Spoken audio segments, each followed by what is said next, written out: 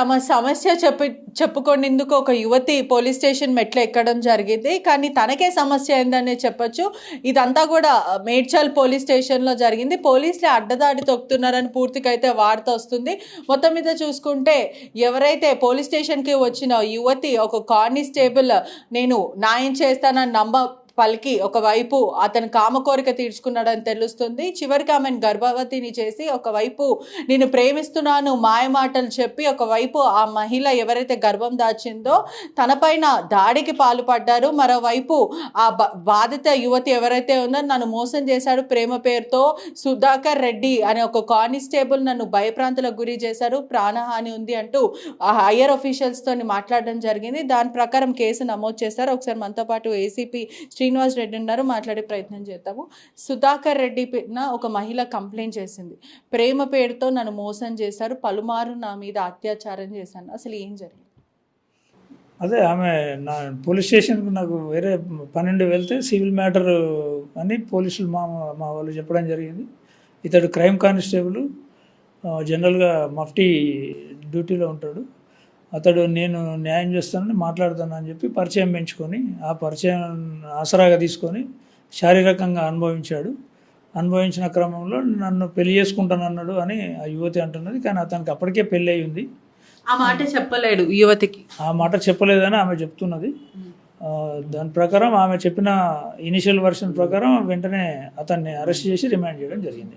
దీంట్లో చాలా మంది హస్తం ఉంది. భార్య కూడా భయప్రాంతులకు గురి చేసి ఏదైతే ప్రెగ్నెన్సీ పిల్స్ అబోషన్ కావడానికి వాళ్ళిద్దరూ భయప్రాంతులకు గురి చేసి నేను చంపేస్తాము అని బెదిరించి మరి అమ్మాయితో పిల్లు తీసుకొని ఇచ్చారు అని చెప్పి వార్తలు వస్తున్నాయి. దీని వెనకాల ఎవరెవరు ఉన్నారు?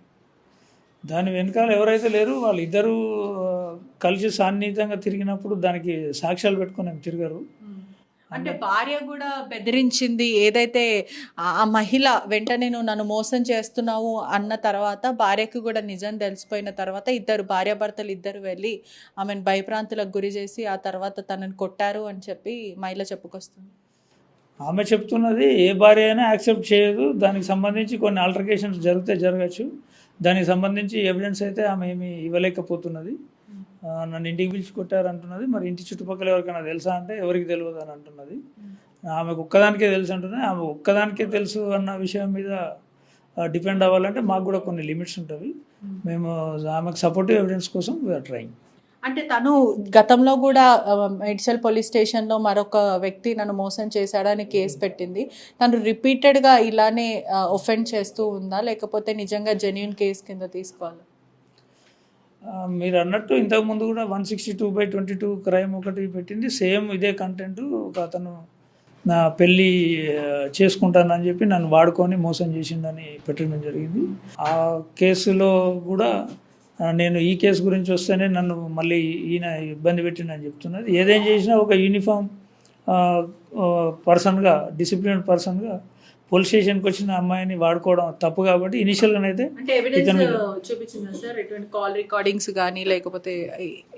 ఆమె ఏమీ చూపించట్లేదు. ఆమె దానికి సంబంధించి చాలా జెంటిల్గా మాట్లాడుతున్నది.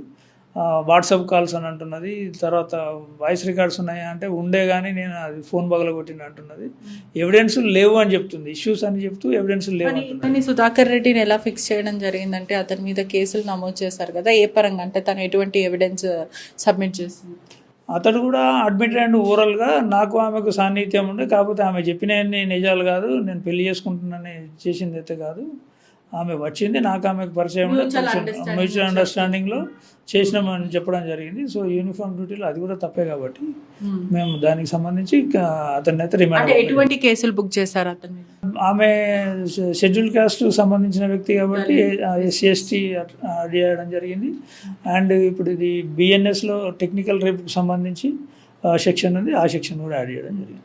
మరోవైపు సుధాకర్ రెడ్డి మీద ఇటువంటి గతంలో కూడా మీరు డిసిప్లినరీ యాక్షన్ తీసుకున్నారు.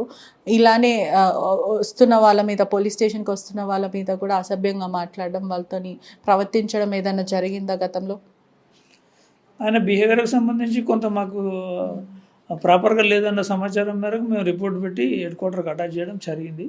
మాకు అప్పుడు కాంకరెంట్ ఎవిడెన్స్ ఏం లేదు, ఎవరు స్పెసిఫిక్ కంప్లైంట్ చేయలేదు కాబట్టి మేము చట్టపరమైన చర్యలు తీసుకోలేకపోయినాం.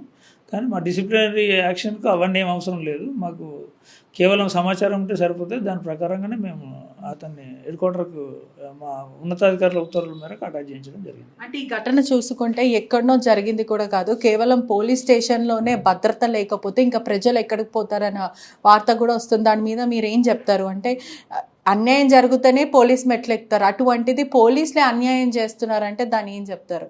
అంటే అది wrong impression and wrong interpretation కూడా.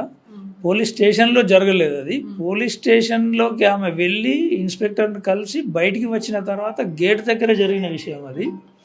సో గేట్ దగ్గర అతడు కూడా ఆయన మఫ్టీలో ఉంటాడు, యాజ్ ఏ క్రైమ్ కానిస్టేబుల్గా వాళ్ళు మఫ్టీ యూనిఫామ్ వియర్ చేయరు రెగ్యులర్గా, ఎందుకంటే దొంగలకు సంబంధించిన ఇన్ఫర్మేషన్ తీయాల్సి ఉంటుంది కాబట్టి చేయరు. సో ఆయన గేట్ బయట చేసింది కాబట్టి దాన్ని పోలీస్ స్టేషన్కు పోలీసులకు అట్రిబ్యూట్ చేయడం కూడా కరెక్ట్ కాదు. మొత్తం మీద చేసుకుంటే కూడా మేడ్చల్లో సుధాకర్ రెడ్డి చేసిన పనిని చీచి అంటున్న ప్రజలను కూడా పూర్తిగా చెప్పొచ్చు. Cameraman కోటితో పెట్రిషా reporting, RTV Hyderabad. మరిన్ని వీడియోస్ కోసం ఛానల్ ని సబ్స్క్రైబ్ చేయండి. లేటెస్ట్ అప్డేట్స్ కోసం వాట్సాప్ ఛానల్ ని ఫాలో అవ్వండి. ఆ లింక్ డిస్క్రిప్షన్ లో ఉంది.